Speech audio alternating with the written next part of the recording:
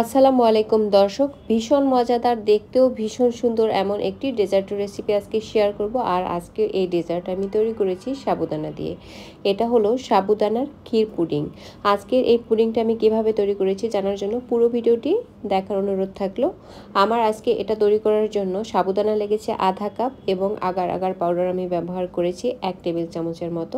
প্রথমেই যেটা করতে হবে, সাবুদানাকে ভালো করে সেদ্ধ করে নিতে হবে। এর জন্য পর্যাপ্ত পানি দিয়ে দিব। যখন পানিটা ফুটতে শুরু করবে ওই পর্যায়ে আধা কাপ সাবুদানা দিয়ে তারপরে নেড়েচেড়ে সেদ্ধ করে নিব। আর নাড়তে হবে কিন্তু, আর না হলে সাবুদানা কিন্তু একটার গায়ে আরেকটা লেগে যাবে। সাবুদানা সেদ্ধ হয়ে গেলে দেখেই বোঝা যায়, কারণ এটার রং কিন্তু অনেকটা পানির রং ধারণ করে।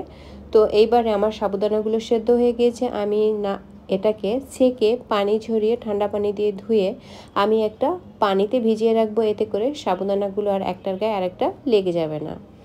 আর একটা প্যানে দিয়ে দিব আমি 3 কাপ জাল করে নেওয়া তরল দুধ। পরিমাণ মতো লবণ ব্যবহার করেছি। 2 থেকে 3 মিনিট জাল করার পরে আমি এখানে চিনি ব্যবহার করব আধা কাপ। 2-3 মিনিট জাল করে নিব এবং জাল করার সময় লক্ষ্য রাখতে হবে দুধ যাতে পাতিল উপচে পড়ে না যায়। এখন আমি গুঁড়ো দুধ ব্যবহার করেছি হাফ কাপ এবং 1/4 কাপ। বেশ ভালো করে মিক্স করে নিতে হবে। এতে করে হবে কি, এই দুধটা জাল করে অনেকক্ষণ ঘন করে নেওয়ার কোনো প্রয়োজন নেই। আমি বেশ ভালো করে নেড়েচেড়ে মিশিয়ে নিয়েছি। ভালো করে মেশানো হয়ে গেলে আমি যে সাবুদানাগুলো সেদ্ধ করে রেখেছিলাম সেটা এর মধ্যে দিয়ে দিব। আর তারপরে আরও 1 থেকে 1.5 মিনিটের মতো জাল করে নিব। এইবারে সুন্দর একটা কালার আনার জন্য হাফ চা চামচ রেড ফুড কালার এখানে দিয়ে বেশ ভালো করে মিক্স করে নিব। তারপরে আরও 1 থেকে 1.5 মিনিট বা 2 মিনিটের মতো আমি এটাকে জাল করে নিব। এখন এই পুডিংটাকে জমানোর জন্য আমি ব্যবহার করব আগার আগার পাউডার। আমি আগার আগার পাউডার ব্যবহার করেছি 1 টেবিল চামচ। 1.5 টেবিল চামচ পানিতে গুলিয়ে তারপরে আমি ব্যবহার করেছি, যাতে করে আগার আগার পাউডারটা জমে না যায়। এখন ভালো করে মিশিয়ে নিয়ে আরও 4 থেকে 5 মিনিটের মতো আমি এটাকে জাল করে নেব।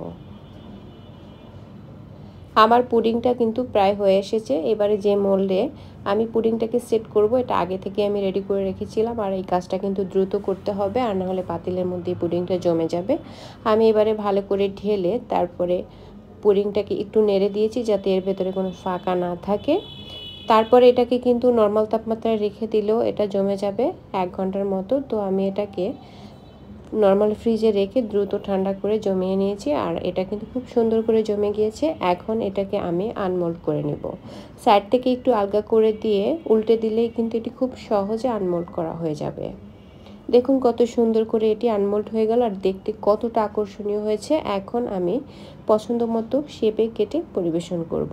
আজকের এই মজাদার ডেজার্টের রেসিপি যদি ভালো লাগে আমার চ্যানেলটি সাবস্ক্রাইব করে রাখবেন, আমার পেজটি ফলো দিয়ে রাখবেন এবং নিয়মিত লাইক কমেন্ট শেয়ার করে পাশে থাকবেন। সবাই অনেক ভালো থাকবেন। আল্লাহ।